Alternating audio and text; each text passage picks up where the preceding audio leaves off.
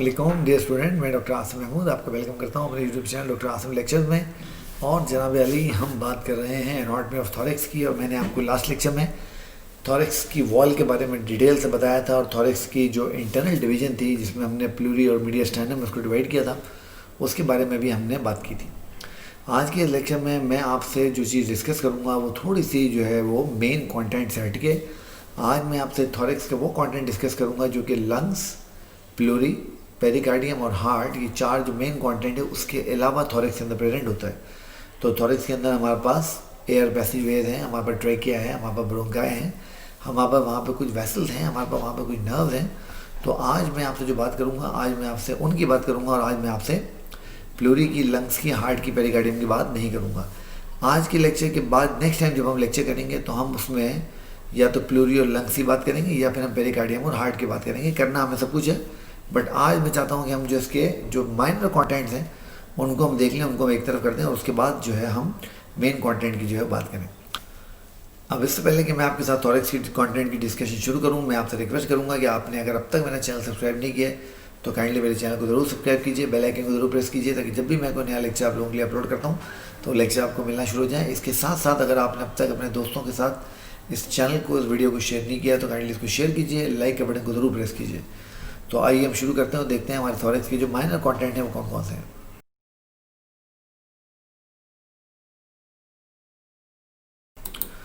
तो बिस्मिल्लाहिर्रहमानिर्रहीम हम लोग करते हैं जनाब अली। तो आइए बिस्मिल्लाहिर्रहमानिर्रहीम करते हैं। तो एनाटॉमी ऑफ थॉरैक्स की हम लोग बात कर रहे हैं। मुझे तो खैर आप लोग जानते ही हैं, तो मैं डॉक्टर आसिम हूँ, आपको ये बात बताने की ज़रूरत नहीं है। खैर, तो हम आज बात करेंगे कंटेंट ऑफ थॉरैक्स की। मैंने आपको बताया आज मैं आपसे कंटेंट ऑफ थॉरैक्स में उस कंटेंट की बात करूँगा जो मेन प्लूरी, लंग, पेरिकार्डियम और हार्ट के अलावा चीज़ें वहाँ पर मौजूद हैं। ठीक हो गया।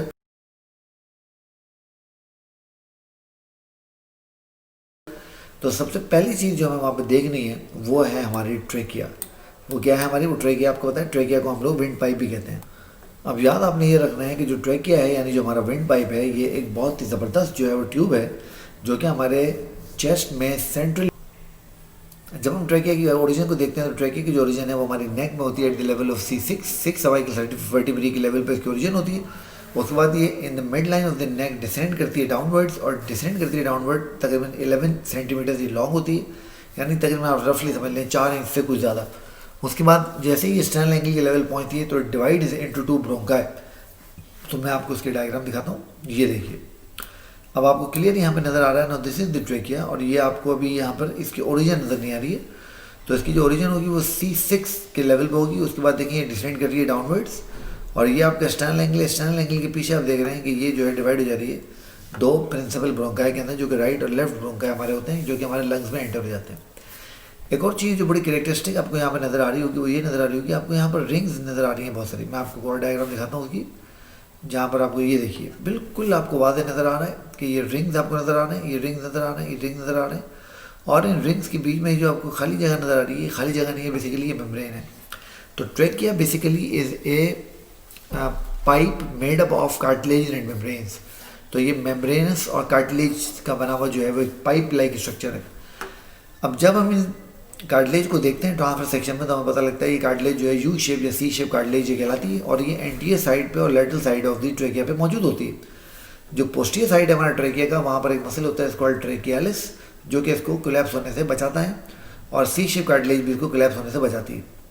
अब ये जितनी भी बातें मैंने आपसे ट्रेकिया के बारे में की हैं कि C6 के लेवल पर ओरिजिनेट हो रही है, फिर mid line of the neck में डिसेंड कर रही है डाउनवर्ड्स, उसके बाद ये स्टर्नल एंगल के लेवल पे राइट और लेफ्ट प्रिंसिपल ब्रोंकाई के अंदर डिवाइड हो रही है। उसके साथ साथ मैंने आपसे बात की कि इसमें C शेप कार्टिलेजेस हैं, 11 सेंटीमीटर लॉन्ग है।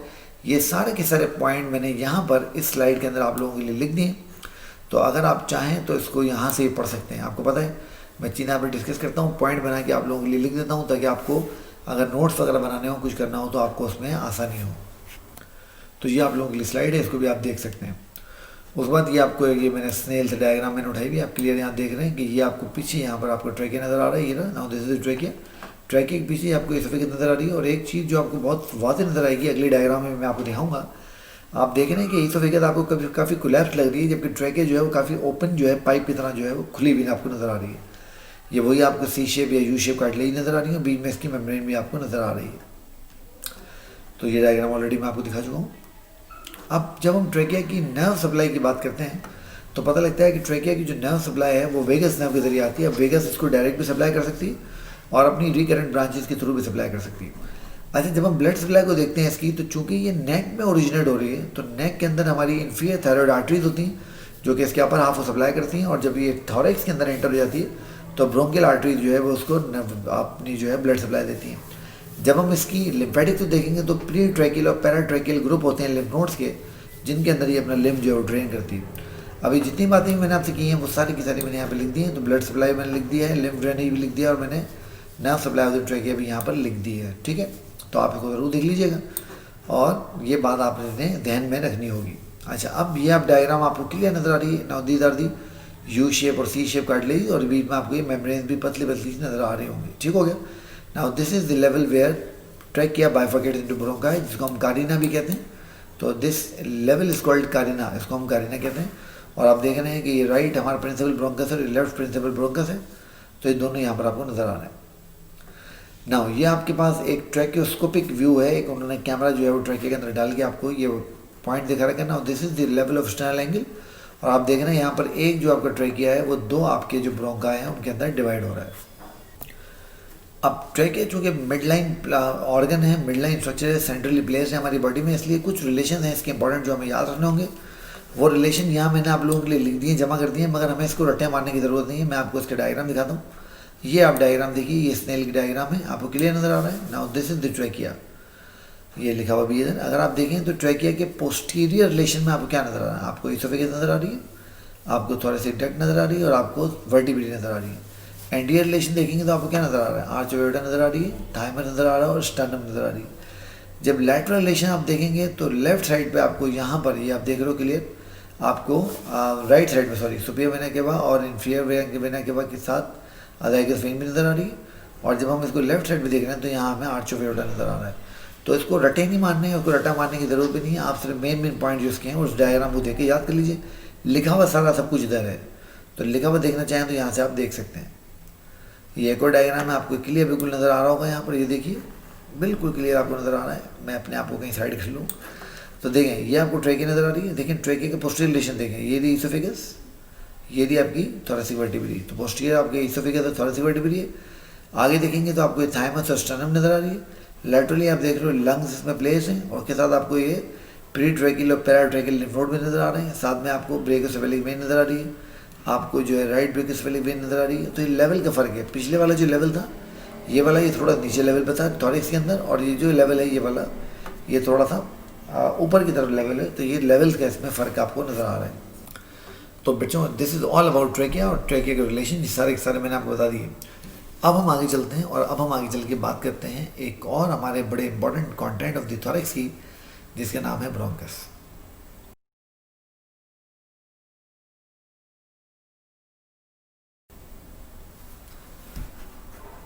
जी डियर स्टूडेंट, तो जब हम देखते हैं तो bronchi is plural for bronchus. हमने अभी भी थोड़ी देर पहले बात की कि जो हमारा ट्रैकिया है, हमारा ट्रैकिया डिवाइड होगा, और डिवाइड करके दो प्रिंसिपल ब्रोंकाई के अंदर जो है वो तकसीम हो जाएगा। जैसे कि मैंने आपको पीछे एक डायग्राम दिखाई, ये डायग्राम आपको नज़र आ रही है क्लियर। आप देख रहे हैं यहाँ पे ये आर्च ऑफ एओर्टा को इन्होंने कट किया है। इसका मतलब है ये जो डिवीजन हो रही है, it is behind the arch of aorta. तो अगर हम ये आर्च ऑफ एओर्टा यहाँ पे कट ना करते तो ये डिवीजन हमें नज़र यहाँ पर नहीं आती। तो जैसे आपने आर्च ऑफ एओर्टा को कट किया है, पीछे आपको लेवल नज़र आ गया। नाउ दिस लेवल मैंने आपको पहले ही बताया, इट्स कॉल्ड कारिना। और इस कारिना के लेवल के ऊपर ये जो ट्रैकिया हमारा है, दो प्रिंसिपल ब्रोंकाई के अंदर डिवाइड हो जाता है। जब हम इसको देखते हैं तो हमें पता लगता है कि ये हमारे पास देख रहे हैं आप, ये ट्रैकिया ऊपर से ये कारिना के लेवल पर डिवाइड हुई और दो प्रिंसिपल ब्रोंकाई में कन्वर्ट हो गई। अब ये जो ब्रोंकाई हैं, ये फर्दर हमारा जो है वो सेकेंडरी ब्रोंकाई में और सेकेंडरी ब्रोंकाई टर्शियरी ब्रोंकाई में डिवाइड होते हैं, और ये एंटर हो जाते हैं किसके अंदर? ये एंटर हो जाते हैं लंग्स के अंदर। अब आप समझ सकते हो कि जो राइट ब्रोंकस होगा वो 3 सेकेंडरी ब्रोंकाई में, और जो लेफ्ट ब्रोंकस होगा वो 2 जो है वो सेकेंडरी ब्रोंकाई में डिवाइड होगा। एज राइट साइड पे 3 और लेफ्ट साइड पे लंग्स में 2 लोब्स होते हैं।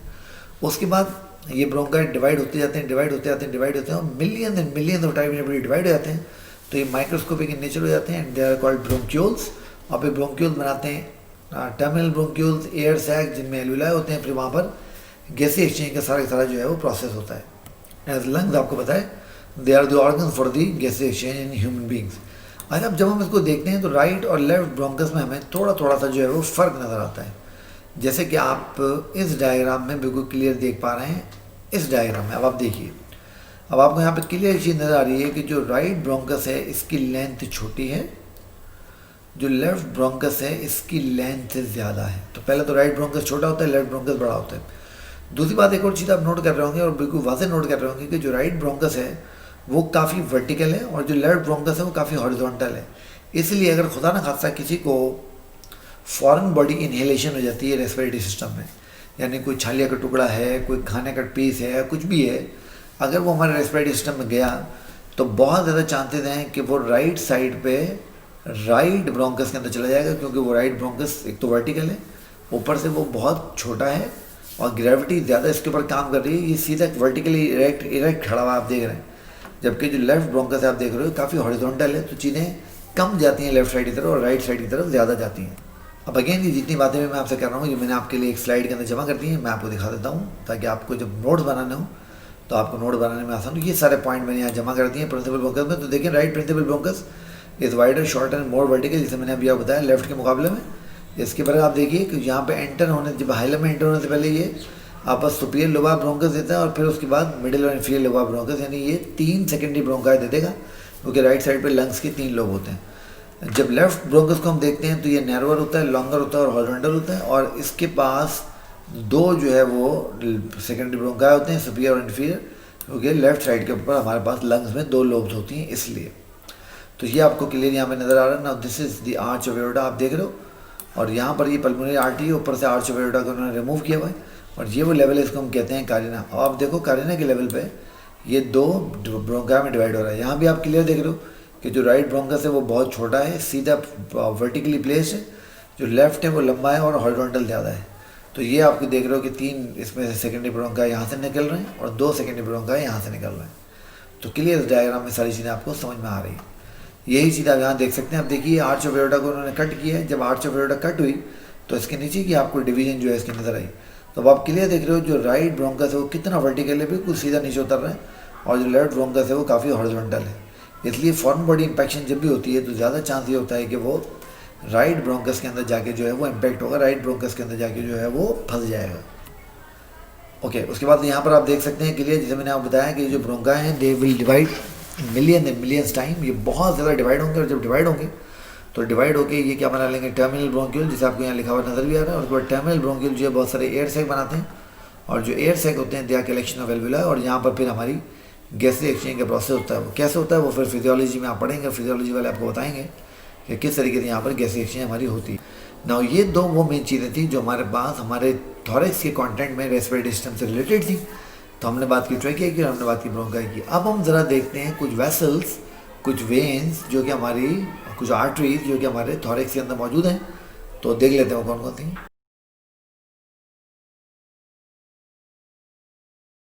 जी डियर स्टूडेंट, सबसे पहले जो वेन आपको मिलेगी हमारे थॉरैक्स के अंदर वो हमारी 2 बहुत ही ज़बरदस्त वेन्स हैं जिनको हम कहते हैं ब्रेकियोसेफेलिक वेन्स। ये ब्रेकियोसेफेलिक वेन्स यहाँ लिखा हुआ है। अब आप ज़रा इसकी फॉर्मेशन देखिए। अब आप देख रहे हैं कि यहाँ पर हमारे अपर लिम्ब से सबक्लेवियन वेन आ रही है और हमारे ऊपर हेड और नेक से इंटरनल जुगुलर वेन आ रही है। तो जब ये सबक्लेवियन वेन इस इंटरनल जुगुलर वेन के साथ मिलती है तो इन दोनों के मिलने से जो बड़ी वेन बनती है it's called brachiocephalic when.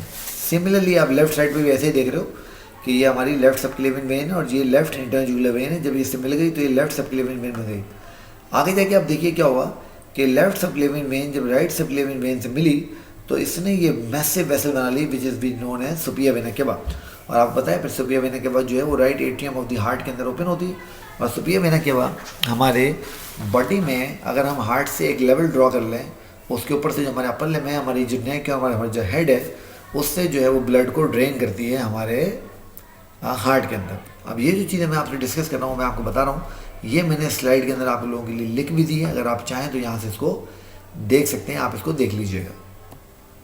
Okay, अब इस डायग्राम की बात देखिए, ये एक और डायग्राम मैंने आप लोगों के लिए यहाँ पे लगाई हुई है। इसमें भी आप देख रहे हो ये आपके पास राइट इंटरनल जुगुलर वेन है, ये राइट सबक्लेवियन वेन है, ये लेफ्ट इंटरनल जुगुलर वेन है, ये लेफ्ट सबक्लेवियन वेन है। तो ये दोनों मिलके राइट ब्रेकियोसेफेलिक वेन बना रही है और ये मिलके लेफ्ट ब्रेकियोसेफेलिक वेन। और जब राइट और लेफ्ट ब्रेकियोसेफेलिक वेन मिल रही हैं तो जो चीज़ें बना रही हैं इसको हम कहते हैं सुपिया वेना केवा। अब एक बात आप यहाँ नोट कीजिएगा, आपको यहाँ पर ये एक बहुत ज़बरदस्त वेन और नज़र आ रही है ना, this is called azygous vein. Azygous vein भी सुपीरियर वेना केवा में ओपन हो रही है, ये ओपनिंग आपको यहाँ पर इसकी नज़र आ रही होगी। ठीक हो गया। तो ब्रेकियोसेफेलिक वेन जो है वो मैंने आपको बताया आपके दोनों अपर लिम्ब से, right and left upper limb से, आपकी नेक से और आपके हेड से जो है वो ब्लड को जो है वो ड्रेन करती हैं। उसके बाद जब हमारी ब्रेकियोसेफेलिक वेन आपस में मिल जाती हैं तो सुपीरियर वेना केवा बना लेती हैं, जैसे कि मैंने आपको बताया। अब इस सुपीरियर वेना केवा right atrium of the heart में जाके ओपन हो जाएगी और ये पूरे अपर लिम्ब से, दोनों राइट और लेफ्ट, नेक से और हेड से डीऑक्सीजनेटेड ब्लड को जमा करेगी और डीऑक्सीजनेटेड ब्लड को जमा करके ये जनाब अली राइट एट्रियम में ले आके ओपन कर देगी। यहाँ पर एक बात जो हमें याद रखनी है कि जब ये राइट एट्रियम में ओपन होने वाला होता है सुपीरियर वेना केवा, उससे पहले ये देखिए अज़ाइगस वेनस सिस्टम आपको नज़र आ रहा है। ये अज़ाइगस वेनस सिस्टम जो है वो सुपीरियर वेना केवा में एट्रियम में ओपन होने से पहले ड्रेन करता है। तो यहाँ पर भी आप यही चीज़ देख रहे हैं कि ये आपकी अज़ाइगस वेन है और ये वेना केवा इससे पहले कि राइट एट्रियम में ड्रेन होता, उससे पहले ही ये इसके अंदर आके ओपन हो गया। तो अब इसके पास अपर लिम्ब से भी ब्लड आ रहा है, नेक से भी आ रहा है, हेड से भी आ रहा है और कोई थॉरैक्स और एब्डोमेन से भी अज़ाइगस वेनस सिस्टम के थ्रू ये ब्लड जो है वो रिसीव कर रही है।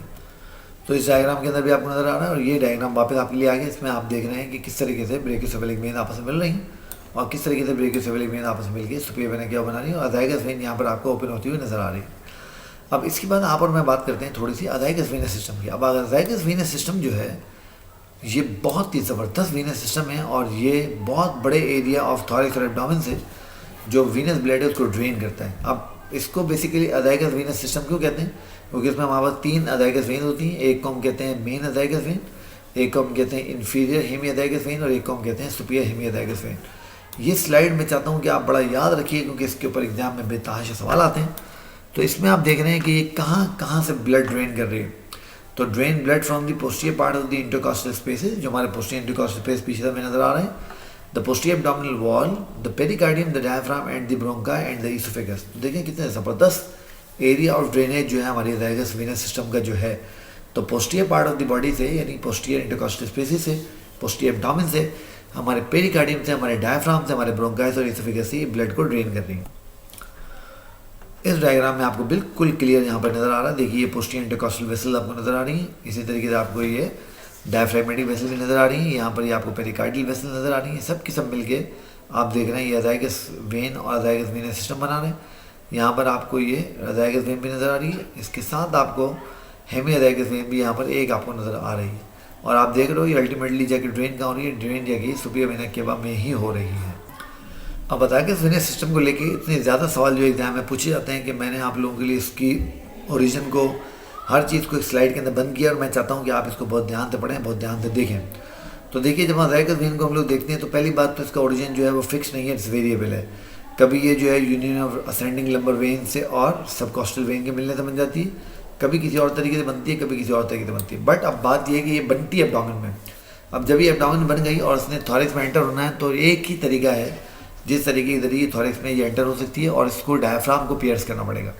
तो उसके बाद ये क्या करती है, आप देख रहे हैं ये 5th जो थॉरैसिक वर्टिब्री है उसके लेवल पे डायफ्राम को पियर्स करके थॉरैक्स में एंटर होती है और थॉरैक्स में एंटर होकर मैंने आपको बताया जब सुपीरियर वेना केवा राइट एट्रियम में ड्रेन करने लगता है तो जस्ट उससे थोड़ा सा पहले ये सुपीरियर वेना केवा के अंदर ड्रेन हो जाती है। अब अज़ाइगस वेन चूँकि बहुत बड़े एरिया को जो है वो कवर कर रही है तो इसलिए इसकी ट्रिब्यूटरीज भी बहुत ज़्यादा हैं, ये बहुत सही जगहों से ब्लड रिसीव करती है। तो आप देखें यहाँ पर राइट इंटरकॉस्टल वेन्स इसमें ड्रेन हो रही हैं, इसके साथ सुपीरियर इंटरकॉस्टल वेन में ड्रेन हो रही है, सुपीरियर इन्फीरियर हेमिअज़ाइगस वेन दोनों में ड्रेन हो रही है, इसके साथ मीडियस्टाइनल वेन भी। इसके साथ वो जो लंबर वेनस ब्लड ये एब्डोमेन से लेके आ रही थी वो उसमें ऐड होगा, वो उसके साथ शामिल हो जाएगा। तो इस डायग्राम के अंदर आप देख सकते हो कितना ज़्यादा जो है वो अज़ाइगस सिस्टम के बाद जो है वो ब्लड जो है वो आ रहा है। तो यहाँ पर आप क्लियर देख रहे हैं इसकी फॉर्मेशन हो रही है, सुपीरियर वेना केवा में जाके ड्रेन हो रही है। तो बहुत बड़ा एक सिस्टम है जिसके थ्रू ये डिफरेंट जगहों से जो ब्लड है आपका उसको ले आके सुपीरियर वेना केवा के अंदर ड्रेन करता है। मेन अज़ाइगस वेन के बारे में मैंने आपको बता दिया। अब अगर आप सुपीरियर और इन्फीरियर हेमिअज़ाइगस वेन के बारे में बहुत डिटेल में याद नहीं करेंगे तो भी मामला चल जाएगा, बट आपको पता होना चाहिए कि सुपीरियर इन्फीरियर हेमिअज़ाइगस वेन जो है वो दोनों मेन अज़ाइगस वेन के अंदर ड्रेन होती हैं और ये सारा का सारा सिस्टम जो है वो एब्डोमेन से जो है वो शुरू होता है और उसके बाद फिर ये आगे चलता है। तो ये इन्फीरियर हेमिअज़ाइगस वेन और ये सुपीरियर हेमिअज़ाइगस वेन, इसके बारे में कुछ डिटेल मैंने यहाँ पर लिख दी। आप अगर पढ़ना चाहें तो पढ़ लीजिएगा, नहीं पढ़ना चाहेंगे तो काम चल जाएगा। बट मेन अज़ाइगस वेन और अज़ाइगस वेनस सिस्टम का इंपॉर्टेंस आपको जो है वो मालूम होनी चाहिए। ठीक हो गया। अच्छा, अब ये तो हमने बात कर ली उन मेन वेन्स की जो हमारे थॉरैक्स के अंदर मौजूद हैं। रेस्पिरेटरी सिस्टम की हमने बात कर ली, वेन्स की बात कर ली। अब हम जरा देखते हैं हमारे थॉरैक्स में कौन कौन सी आर्टरीज मौजूद हैं। आइए हम वहाँ बात करते हैं आर्टरीज ऑफ दी थॉरैक्स की।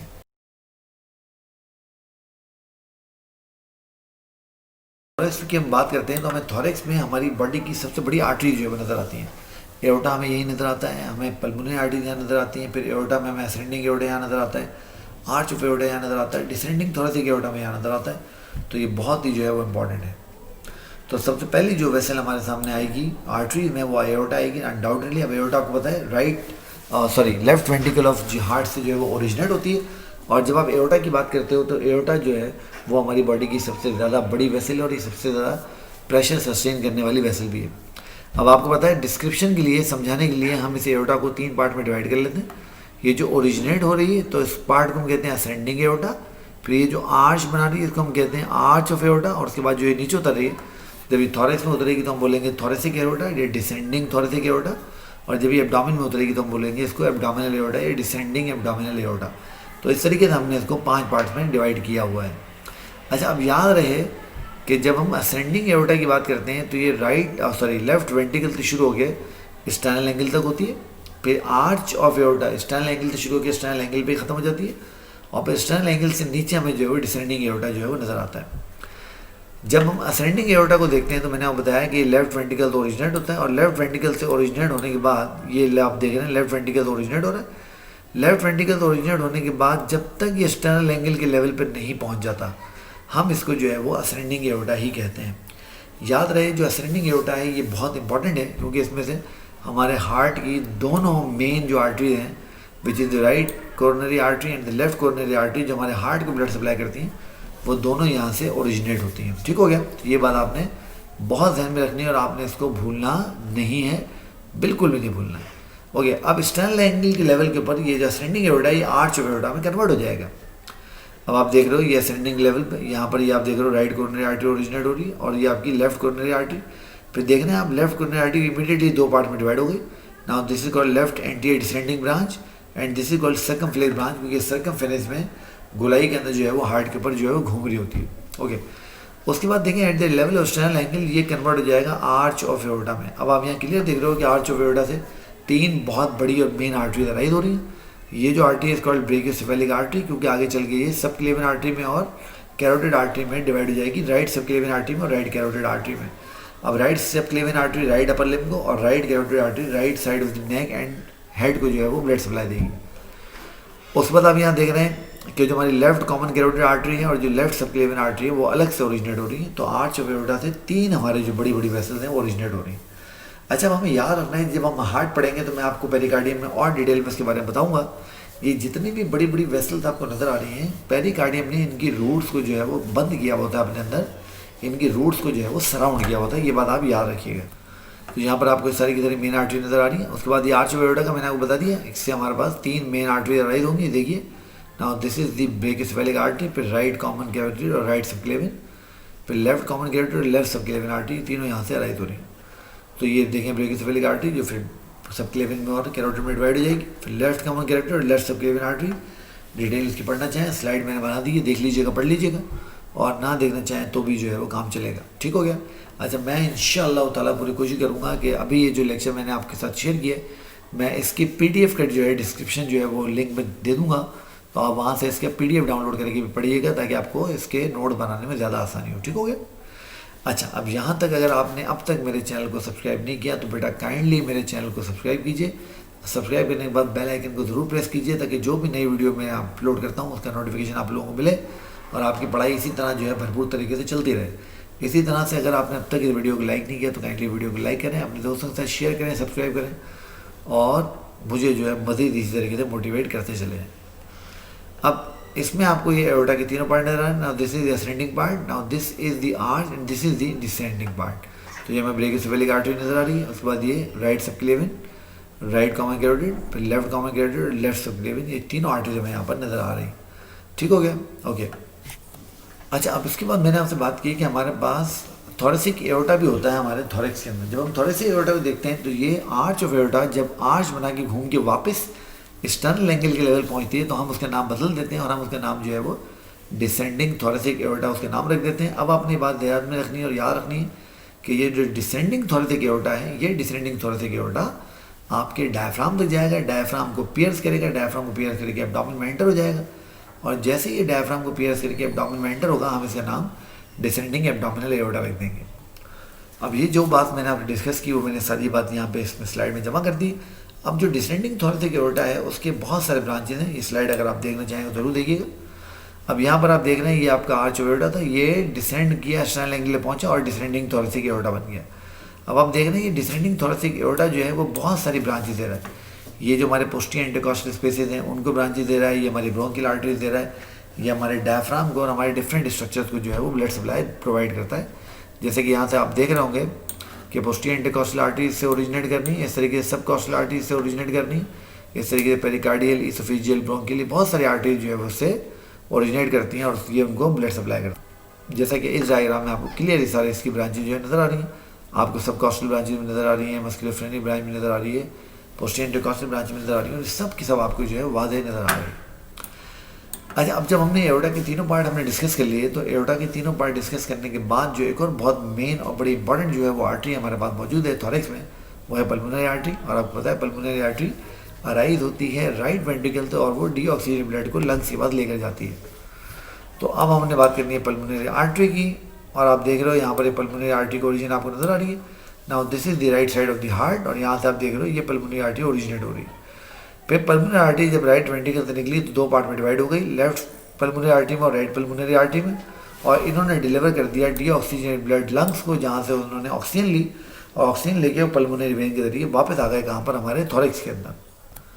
अब ये जितनी बातें मैं आपसे कर रहा हूँ अगेन एज यूजुअल ये सब के सब मैंने पॉइंट यहाँ लेके आप लोगों के लिए जमा कर दिए। अगर आप इनको पढ़ना चाहें तो आपको ज़रूर पढ़ लीजिएगा, तो ये आपको बहुत अच्छे से क्लियर हो जाएंगे और बहुत अच्छे से आपको समझ में आ जाएंगे। ठीक है, तो यहाँ पर ये पल्मोनरी आर्टरी आपको नज़र आ रही है, उसकी ब्रांचेज भी आपको नज़र आ रहे हैं। तो guys this is all about today's lecture. तो आज मैंने आपसे डिस्कशन की, आज मैंने आपसे बात की थोरेक्स के चंद इंपॉर्टेंट कंटेंट्स की, जो कि थोरेक्स के दो मेन कंटेंट यानी लंग्स, उसकी प्लूरल मेम्ब्रेन, और हार्ट और उसकी पेरिकार्डियम के अलावा थे। अब नेक्स्ट टाइम जब आप और मैं मिलेंगे इंशाल्लाह तो हम बात कर रहे होंगे प्लूरल क्या अपना प्लूरल मेम्ब्रेन और लंग्स की। तो स्टे ट्यून्ड रहिए उसके लिए, अपना बहुत सारा ख्याल रखिए। अगर आपने अब तक मेरे चैनल सब्सक्राइब नहीं किया तो काइंडली मेरे चैनल को सब्सक्राइब कीजिए, बेल आइकन को प्रेस कीजिए, और ताकि जब भी मैं कोई नई वीडियो अपलोड करता हूँ तो उसका नोटिफिकेशन आपको मिल जाए। इसी तरीके से अगर आपने अब तक इस वीडियो को लाइक नहीं किया तो इसको लाइक कीजिए, शेयर कीजिए, और अपने दोस्तों को भी आसानी के साथ पढ़ने का मौका प्रोवाइड कीजिए। मैं डॉक्टर आसिम हूँ, आप देख रहे हैं मेरा YouTube channel doctor Asim lectures. मुझे इजाज़त दीजिए, खुदा हाफिज़।